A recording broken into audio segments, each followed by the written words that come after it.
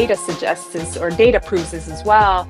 Business, it's a compilation of acts. So it's like connecting the dots from emotions to memories. What impact will these designing and redesigning have on the pricing power of that brand? If you're just pushing your own agenda, then you cannot command the prices, and you cannot make demands until you're in demand. How hotels can redesign their loyalty program. What you offer as a hotel should not be relegated to how your customers behave. The customer service needs to be amped up. You go in the hotel, how are you greeted? Are you escorted to your room or not? And what is your constant interaction with the hotel staff? It can be as simple as that. How do you think emotional architecture impacts the pricing which currently is going on in hotels? I think a lot of money is left on the table. How to navigate people is the hardest part for them. So that's the biggest thing they overlook. The hospitality industry people view technology as a threat. It's an accelerator for your business. What advice would you like to give to these upcoming leaders? Study people and study psychology alongside of studying business.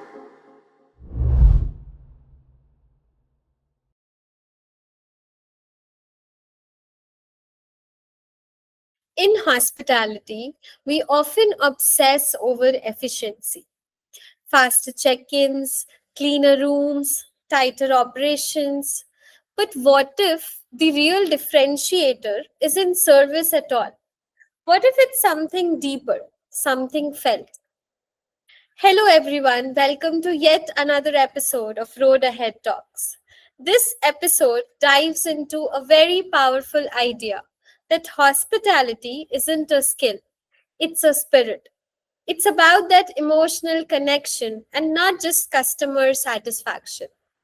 It's about designing and redesigning the experiences that resonates. And pricing on such domain is not just a number, but a reflection of story, sentiment, and value. Joining us today is Anna Dolce, hospitality strategist, speaker, and coach. Her TEDx talk, Good Service is Killing Your Business, sparked a global conversation about the emotional architecture of guest experience. She has worked with multiple brands and various leaders across the globe to build cultures that connect and not just convert. And today, she's here to help us rethink what value truly means in hospitality. So let's get into it. Hi, Anna. Welcome to this show. Welcome to the Road Ahead Talks. It's a pleasure to have you here. Thank you, Vamika. Thank you for having me. Without, wasting much of our time, I would straight away get to the segment part of it. And I would like to kickstart our discussion today with your famous TEDx talk titled Good Service is Killing Your Business. And this has been the center of discussion around multiple global hospitality forums. So the very first question which we would like to put across, is that you have always believed that, service is a skill, but hospitality in itself is a spirit. So what do businesses, according to you, often get wrong when they focus, on the efficiency over your emotional resonance? And how does that shift when we talk about guest experiences, especially in today's hospitality industry? Absolutely. I think that's a very valuable question because it's such a universal experience, right? In my eyes, in my experience, in my eyes, what I feel and see, and data suggests this, or data proves this as well. The business itself, no matter what business you take, right? It's a compilation of acts. It's a compilation of things that you have to do to start the business, things that you have to do to get it off the ground, things that you do have to do to get the licenses and the permits and all the logistics right. So most businesses get caught up in the minutia of it and then doing and doing and doing without really um, remembering, and some don't even know, some don't even realize. It's pretty much an unconscious experience for most, where we forget that there are people behind it. We forget that the people are the ones that are pushing our business forward. We have to hire people. We have to care and nurture about those people to move our agenda forward. So it's, I feel like there's this big great elephant in the room and everybody kind of sort of knows it in the back of their head, but unconsciously ignoring it, even though sometimes it's staring them at them in the face, in moments where if your customer service is going down, if your clients or customers are not happy, now that elephant is looking at you in the face and saying, hello, we're customers, we're not taken care of, and that is why your business is failing. And even in those cases, many businesses just go right back to the drawing board of what do I need to do? What practical steps do I need to take? Which is very valid because we're caught up in the doing, right? But often for your team to succeed in the customer service that you've trained and lined up for them, the path that you've aligned for them to follow, sometimes it takes just a quick conversation and a connection. Hey, Vamika, I know you've been working here for 6 months and I'm your higher management and I've never even met you. How are you? What brings you to our company? What are your goals, right? Sometimes it's that kind of a human connection that can do a lot more than let's retrain you. Let's put you back in the wagon of, A to Z. Which step did you miss? So I think those are some of the very obvious things. And lots of times it's a very ethereal subject for business owners because they can wrap their head around numbers, Yes. statistics. They can wrap their head around what's you can write on the paper or what you can see, physically see in front of you. But it's very hard to um, imagine and then put in action the things that are emotional, right? Things that people feel. How to navigate people is the hardest part for them. So that's the biggest thing they overlook. And then once they open their eyes to all of this, in my case, if I go into a business and say, hey, I know your business is struggling and you are telling me that you want more people in your restaurant or in your hotel, um, that's not actually the issue. The actual issue is not more marketing for that. The actual issue is what is actually going on in your business currently, right now, emotionally and numbers wise. We don't ignore the numbers because they're a very valuable indicator of many things, but it's not the only thing. You very rightfully said that numbers is not the entire picture, and as you mentioned that somewhere in the, in the operational segment of it, in the operational cycle of it, they have we as an industry might lose sight of something that is very, very important. Something as important as emotional intelligence, and not just in this field. I think it is equally important in any of the fields, and because this cannot be put into numbers, it might often be overlooked. And the Correct. fact that you mentioned that, emotionally, a person who feels more emotionally connected will have, will be much valuable for your industry, which will be much valuable for your brand than a customer who is a very highly satisfied person, because then it brings a lot of value to your brand. If I am emotionally connected to something, I might turn to that some brand or some hotel segment again and again, because I have that connection, I have that feeling, I have that memory of that same place. So it's like Right. connecting the dots from emotions to memories and then having to live that experience. Very rightfully said. um which brings Absolutely. me You said it very well.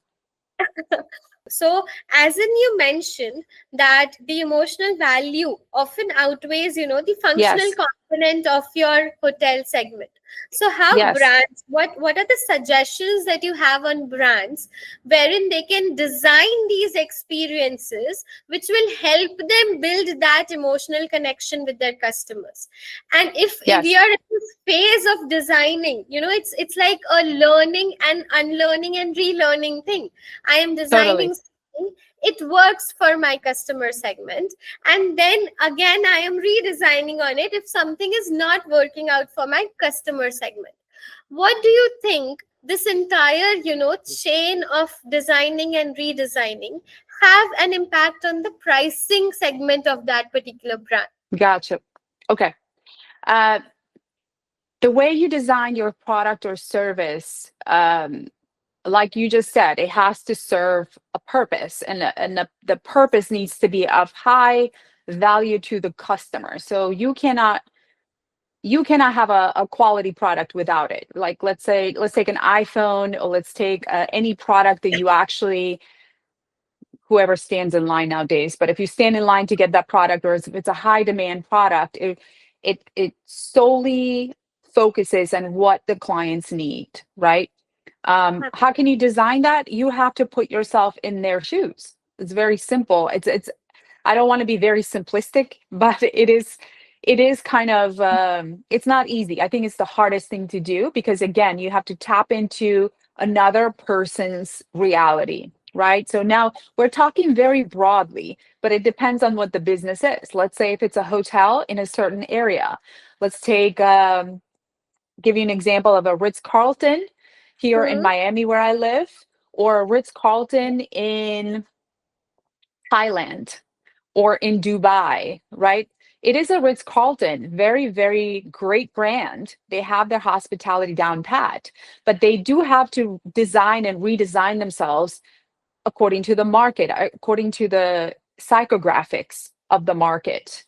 Not Yes. not just the demographics, but the psychographics. Psychographics means uh, the demographic will be moms uh, between 35 and 45. Psychographics would be, are they divorced? Are they single? What are their feelings about motherhood? Just giving you a rough example. It's not that Ritz Carlton just caters to them, but just to Absolutely. highlight the psychographics, you have to get into psyche of your client and build your business and build your marketing according to that. So the Ritz-Carlton in Dubai will run a completely different business than Ritz-Carlton here, actually in West Florida, which is a very zen, quiet place. It's kind of like, it would remind me more of like Indian zen, very calm, like Serene and resorts that calm. they have.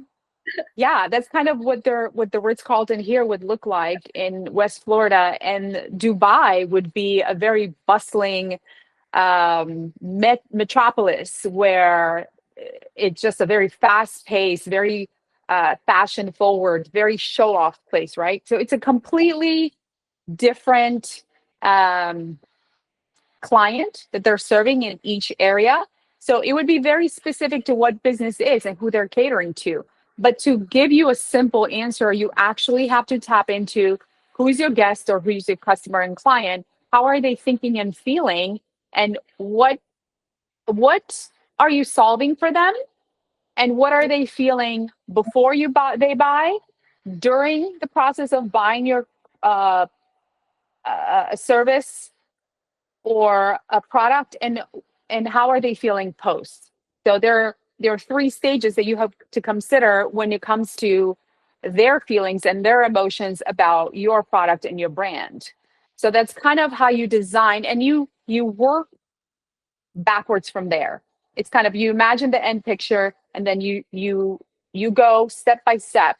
You engineer it backwards. And then pricing, then I think what you want me to touch on, Vamika, is that once you design that product, you can really demand any price that you want, almost any price that you want.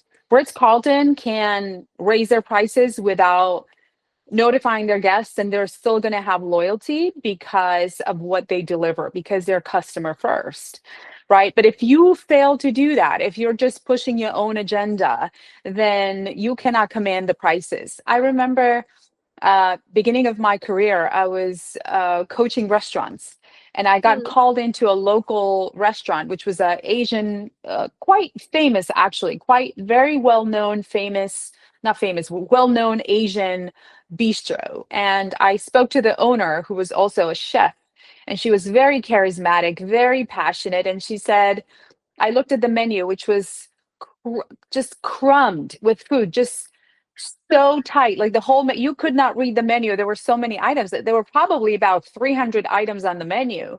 My God. And she was failing. She was on the way to a major, she was probably going to close.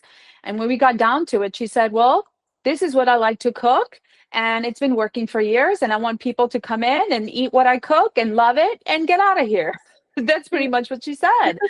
And I told her, well, how is it working now? Because you don't keep them first. You're not thinking about your customers. You're thinking about you and what you want to cook and what you want to put on each table. And that's Yes. not working out for you right now, is it? They went out of business, unfortunately. I didn't end up working with them. They went out of business, but it's a simple example of you cannot make demands until you're in demand. That's what I would say. Correct. That's a wonderful way to put it. That the focus has to shift from you to the customer who is coming to you, right? It's as Correct. simple as that. Um, Another aspect which I think fits somewhere in this domain but not touches it exactly is the fact that multiple hotels across the globe, are running loyalty programs as of today. Yes. And these loyalty programs, basically, in their core forms, are numbers which are churned in terms of how many, visitors am I getting, how many customers are revisiting, what are the different choices that they are making. It's like numbers, data crunched, and then we are putting it into segments of, okay, this is my segment A, wherein I have to charge this much amount of money because they are my every time visitors. Then this is my segment B, which is my, sometimes visitors. And then this is my segment C, which rarely visit. Hmm. My question to you is, um, I believe that this loyalty programs, which is currently being deployed across hotel chains, needs to be revisited more from an emotional point of view, which you said. Yes.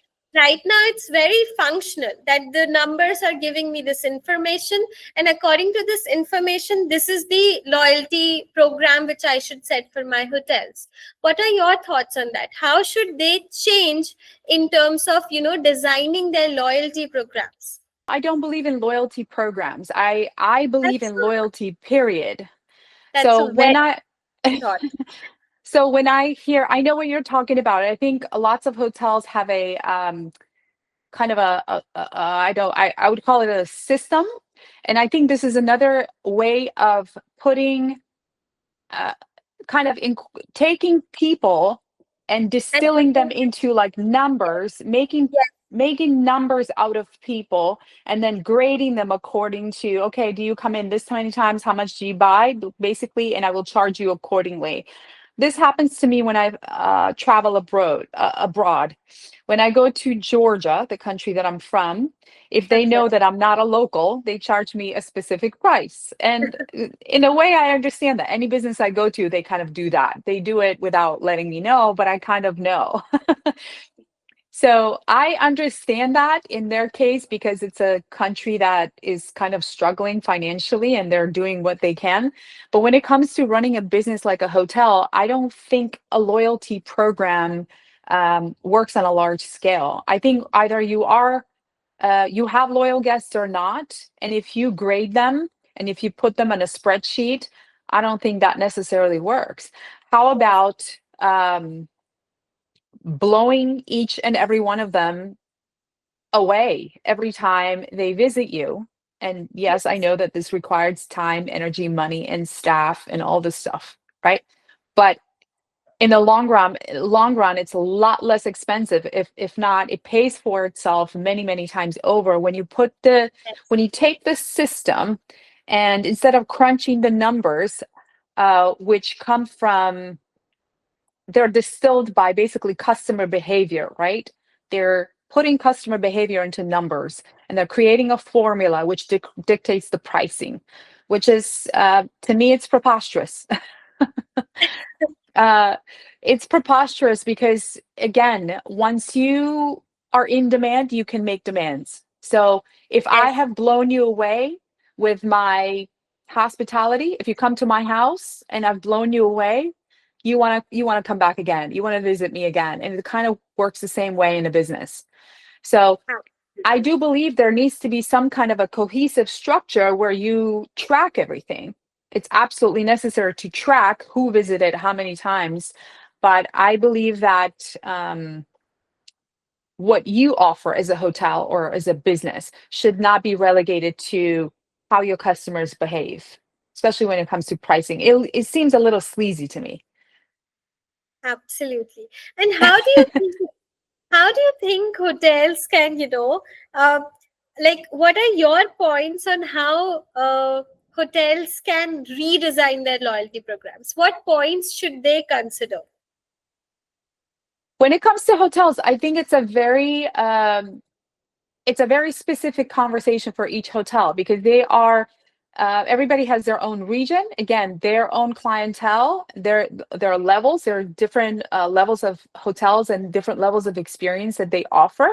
Considering that, I think there needs to be um, the customer service needs to be amped up in a way where no matter if you're a one-star hotel or five-star hotel, the Hmm. attention needs to be there. So what I notice is that, and you can track attention, right? You can track all Yes. of this, but most biggest thing I notice is there is not enough people guiding guests.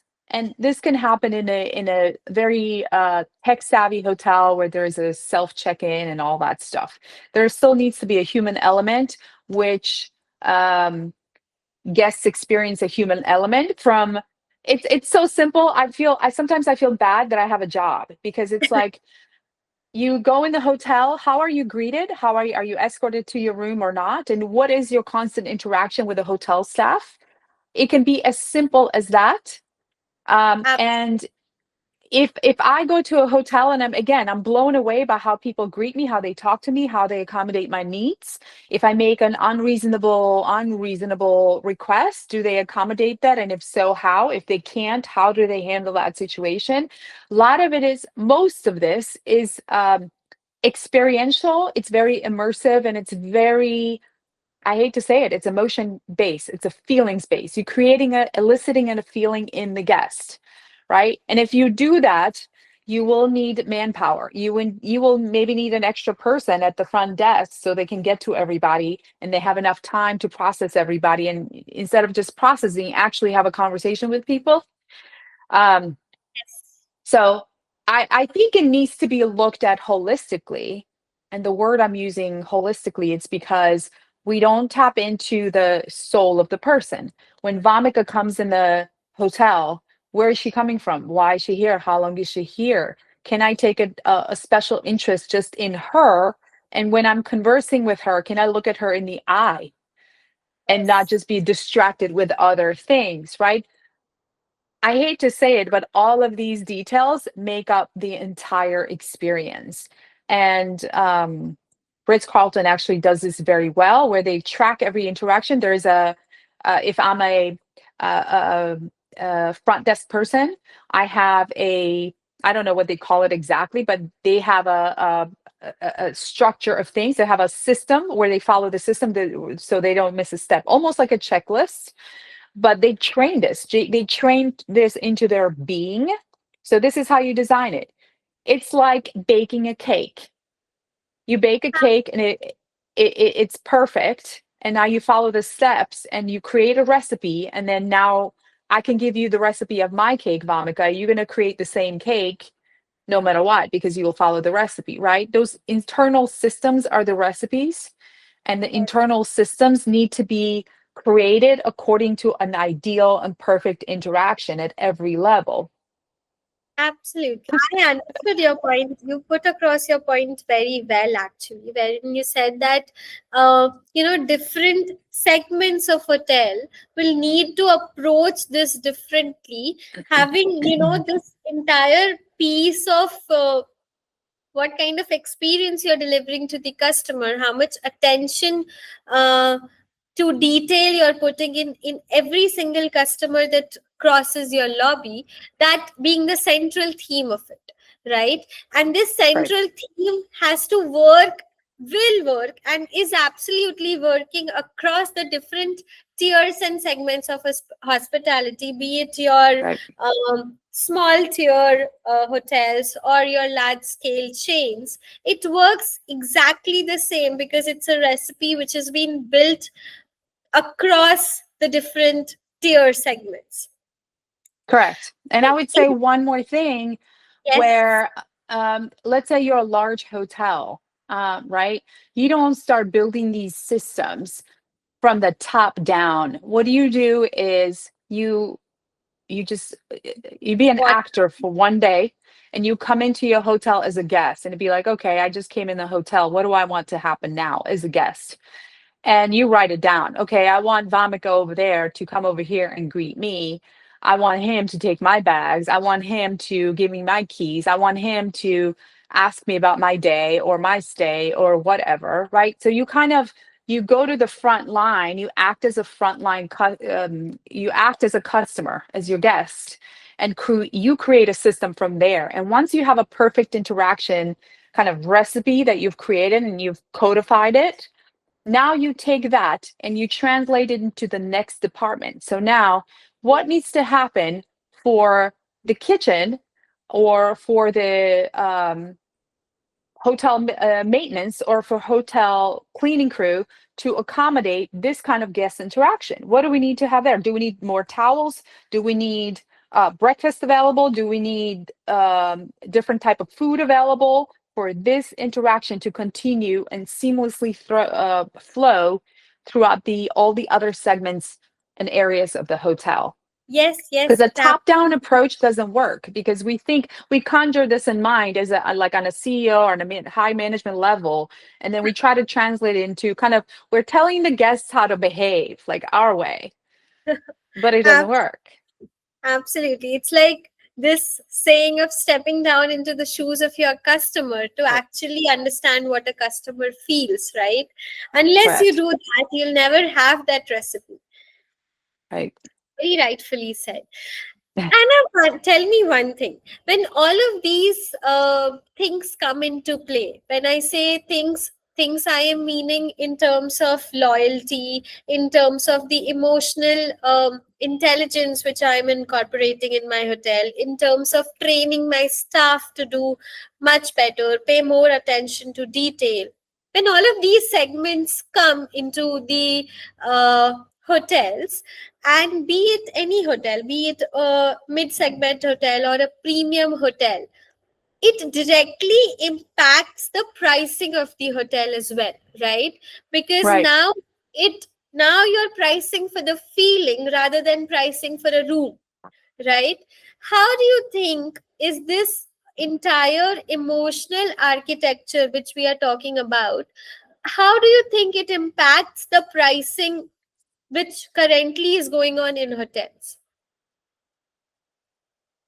I think a lot of money is left on the table. Oh, that's so you're saying that there's a huge opportunity to make more money. Yes, literally, Please there is love literally to and figuratively a lot of money left on the table, right there, right on the table, wide open for taking. I see it time and time again in any business I go to that they're not capitalizing on everything that they can. hear. I mean, restaurants is a very simplistic example, to hotels, to tech companies, to any other business like professional services, law, anyone you take anyone, right? Any business. Again, I think this is happening is because we are very disconnected. We're very disconnected and self-absorbed. And um, Some of it is, well, all of it is human because we are human beings, and um, our number one idea is, okay, how do I self-serve? How do I keep myself safe? How do I keep myself rich? How do I keep myself sufficient? How do I keep myself fed? Like on a psychological level, it's very normal that we are self-absorbed. However, if you're running a business, that all needs to take a 10th place or 20th place, and you're now here to serve someone else. And when we don't put ourselves in others' shoes, we miss those points, right? Where those points of connection is what we miss. It's the whole attitude of, do you want the business? And are you willing to be there for the client the way they want you to? And you have to actually, your face has to say that, your conversation needs to convey that, right? You have to be very forthcoming and very open and convey that to people. So I think a lot of money is left on the table while we're missing those little points of connection with clients. Absolutely. Wherein, I think you very well put it when you said that uh, it's about the connections which each business builds with an individual. And if you've successfully built that connection, then you can charge a premium in terms of, you know, offering that chance to relive that same experience again and again. However, if you fail to do so, which currently is the state in most of the hotels, you are actually leaving out most money on the table. And that is what you wanted to say, right? That is what you wanted to mention when you first said it. Right. If I'm getting to the point that you were trying to put across, right?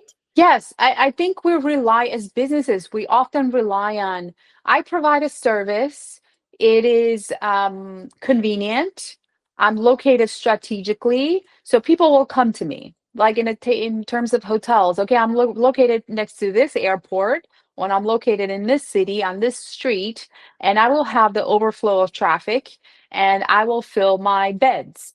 And that's just not enough because there's so many other places. There's Airbnbs, there is so many other places that people can go to.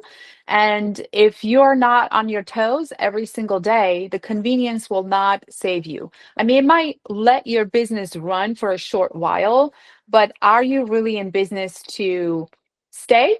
Or are you in the business to do a quick cash out and then just start over again somewhere else? So there is no long-term strategy in just relying on convenience in any business you're in. You have to play the long game. Absolutely. Anna, you have worked in the hospitality industry for so long now.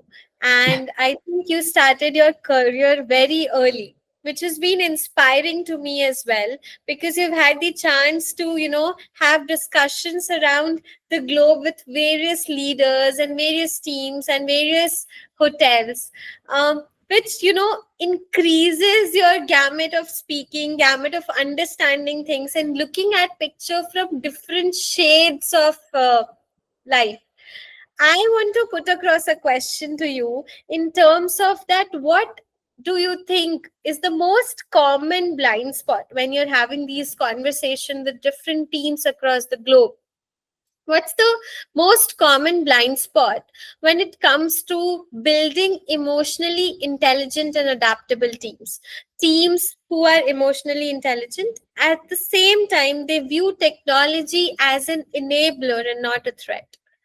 I think the most thing that's overlooked when it comes to building emotionally intelligent teams or emotionally intelligent business is owners saying, "Oh, I don't have time to do the emotional chow chow with them. What do I need to do now? Do I need to get involved in their lives and hold their hands and babysit them and sit them down and be a therapist?" Like this is the misconception. I would say not even, it leads into a blind spot. This is a misconception that they have.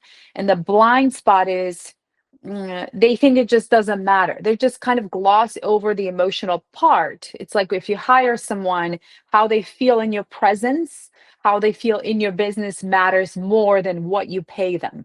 It more matters way more than what they do every day, because that's going to dictate how much their output is. That's going to dictate how they feel is how they're going to perform.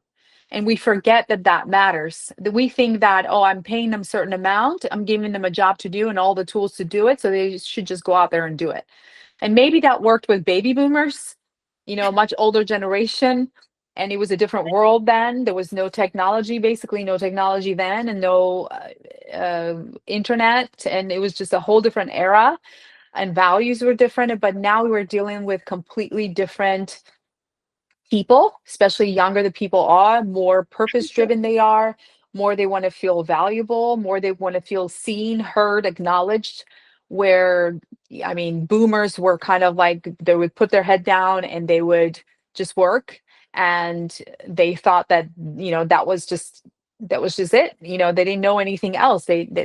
That's their sense of pride in working hard. And now people just want to be smart. They want to be adding value to the company while feeling good about themselves for what they're doing. And we forget that this is all emotional. So it's a very overlooked thing. And sometimes it takes a long time for business owners to realize and open their eyes to it. And usually doesn't happen until they've suffered a major loss, financial loss. Usually a really big financial loss opens their eyes to an emotional blind spot that they have. And that, if they're lucky, if they're working with me, joke, but something has to open their eyes. Usually it doesn't happen. When they're down in the dumps, then they start looking for answers, and they can come across different answers online. They can come to my page or someone else, doesn't matter. But that's what usually happens. The numbers collapse, and then they open the eyes to people. Hmm. How do you want to navigate this thought in the current industry? Because right now we have to view technology as an enabler. We have to understand that it is not a threat, but it is actually adding on to my potential, and it is enabling me to outshine rather than making the technology outshine. Because technology Yes. cannot exist in silo. It needs a human. After all, this is the whole point of our discussion, right? It needs that Yes. emotional connection, and that is what a human brings to the table. So how does someone Got look it. into that and fix that? Yes, you're absolutely right. In the hospitality industry as a whole, I think technology is adapted it's about 20 years behind. Yes, And it's absolutely. adopted very slowly, very begrudgingly, and with such resistance, right? There's such a resistance. Like, oh no, I have to make this tech. Like, first of all, I think there are several reasons for this. One of them is, now, people have to actually, if you incorporate tech into your business, the tech that you did not have previously, Yes, you have to get a new education on it. You have to understand it first on a high yes, level from top down, right? You have to, so there is a yes, learning curve involved. So the hesitation is, oh no, now I have to learn this new thing, and now I have to teach everybody else how to learn this thing. That's one. Second one is the knowledge of, before you've gone through the learning curve as an owner. Let's talk about owners, or someone who's on top of the food chain, whoever it is, right? Let's say the owner has to learn and adapt the technology, but before that happened, they've already made an assumption that it's not going to serve a purpose, and it's going to be very hard to teach. And what's it for anyway? We've done it in old ways and it's working anyway. What's the purpose of it? And they're making all these presumptions and judgments before they have actually learned what it can do for them, right? And then that comes, if they go through the learning curve, now there is a difficulty of, now I have to um, teach the rest of the staff how to do it. But before that, I have to actually have a plan of, what purpose does this serve? What parts of my business need to be automated, delegated to tech? What parts of it needed most? And I think lots of times they're incorporating tech in wrong ways. They're absolutely. putting tech where the human should be, and they're putting a human where tech should be. I see that a lot. And Yes, to me, what I try to help them with is, your admin stuff, your mindless things need to be handled by tech as much as you can. And your human connection points need to be handled by humans. And there's a lot of disconnect with that. But for that to happen from top level down, there needs to be a plan and there needs to be an education on what you're implementing and why. And now, Yeah. how do you translate into that into your business? Technology has to fill up certain areas, and a human has to fill up certain areas. We need to Right. identify gaps the technology can fill in, and which Right. gaps the human can fill in. You can't just plug anything with one of the above. It has to fit in a perfect combination, that some gaps technology will better be able to solve that, and for certain Yes. things you absolutely need a human, right? Yes, and tech is actually an accelerator. It's an accelerator for your business, right? Like for instance, in my business, um, my best skills are speaking, writing, creating something, right? But if I have to be bogged down in my computer and how my tech works, then I can't have the output that I can't go and do a speaking gig, or I can't have a conversation like this with you right now, Vamika. So I think it's the same in the hotel. What are the parts of the part of your business as a hotel, the mindless things that need to be delegated to tech and automated so your staff can actually have the time and space and energy to put their best foot forward and to be in a customer, especially in the customer facing roles, so they can maximize all of that. Because lots of um, excuses that I hear is, well, we have this person doing this job, but they don't have time to greet everybody and to talk to everybody and ask about their kids and their dog. Well, they don't, because they're bogged down in details, right? They're bogged down and they're filling out a spreadsheet, or you're putting tasks in front of them that a computer can do. So how about we get the computers to do what computers do and get the humans in the position where the humans need to be? And in that way, you can actually accelerate your business and thus create higher value for guests, and then you can be in demand and command the prices that you actually want. Humans need to be more in a strategic forum rather than doing your operations, because operations is something which the technology can take care of, and then you can come into the strategic section of it, which will actually help you grow. Exactly. And what advice would you like to give to these upcoming leaders who are navigating this entire triage of guest experience, emotional connection, and pricing in a market like hospitality, which is constantly shifting and at a very high pace? What advice would you like to give to them? I would say study people and study psychology alongside of studying business. I think most don't actually study business. They think they have a proclivity or a skill and they can start a business. Like, I can cook well, so I'm just going to open a restaurant. Kind of that example. But I think if you study people and if you really master, I mean, there is no mastery in that because it's an ever evolving subject. But if you study people, you will hire well, you will fire well, and you will grow your business and grow it long term. So that's the biggest thing I can say, because it's it's like, we go to school. If you want to, let's say, if we want to get as a society, right, globally, what we're Yes. taught is, if you want a good job, you go to college or university, you study, and then you have a chance of getting a good job. But what happens when we open a business? Do we learn anything about the business? I mean, we probably mildly do, but not really at depth. I mean, if you go to university to open a business, I think that's a failed plan. But if you're in if you want to be in a leadership position, if you want to open a business, the people aspect is the biggest one to master and study, because all the technical part will take care of itself. You will figure out how to get the permits. You will figure out what location to open it on. You will figure out how real estate works and how the building operates, right? You will figure out all these things by, at least by trial and error. But there's not a lot of trial and error, not a room not a lot of room for trial and error when it comes to people. You can't mess up with people and start over again generally. So you want to get that part right, and then you will succeed. I will even say by default you will succeed if you know people. Yes. Wonderful. Um, Last question, but not the very least question. Something on more of a parting note. Um, what excites you the most about the future of hospitality? And it's a very open-ended question. Um, what do you think? How do you imagine the future of hospitality, and what excites you the most?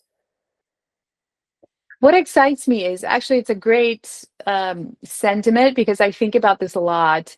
I think that all this buzz about technology and AI is bringing humanity closer together. That's And this very might not be a wonderful. popular or common belief, but I think that the human connection and human touch is becoming very, very, very valuable, more valuable than it's ever been. So now that everything is, and even more so will be, I mean, 50% of the jobs will not exist because of AI in the next 10 years.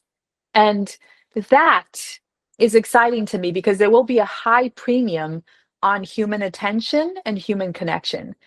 And if there is high premium on that, that tells me that most businesses or many businesses will really hone in and focus on that. They will start learning that aspect of their business rather than thinking that a tech should take care of it or doing things the old way would work. So that's a really exciting part for me. Um, and I think many will be kind of forced to up their game when it comes to people and look at their operation and say, okay, I got all this tech, I got all this AI. Now, what's the last piece? Like, how do I differentiate myself? How do I dominate this marketplace? How do I become the best that I can ever be? And finally, they will understand and they will land on this profound idea that I've been preaching for decades, that it's just people. You have to learn and understand and nurture your people, and they will build your business for you. Absolutely. That's a very wonderful thought. Thank you so much. Wonderful talking to you. Really a Thank you, pleasure. Vamika. Okay, I have my last segment over here, which is the rapid fire round.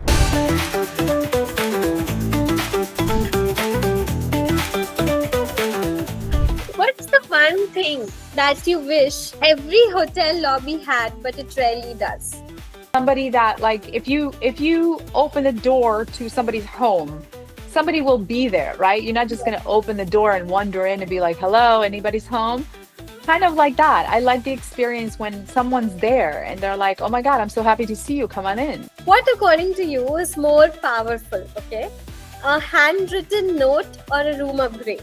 I think both would be powerful. If you could ban one phrase from the hospitality industry forever, what would it be and why? How can I help you? Your go to metaphor for explaining hospitality to someone who's never worked in the industry? Every person needs to work in it for some period of time in their lives, because they will learn life skills that you cannot learn anywhere else, because it's a very high touch business, probably the biggest industry where you will deal with people. Thank you so much for giving us this time and this opportunity. Much, much, much appreciated. And we would Thank love, you, Vamika. we would No, it love was fun. It was very fun speaking with you.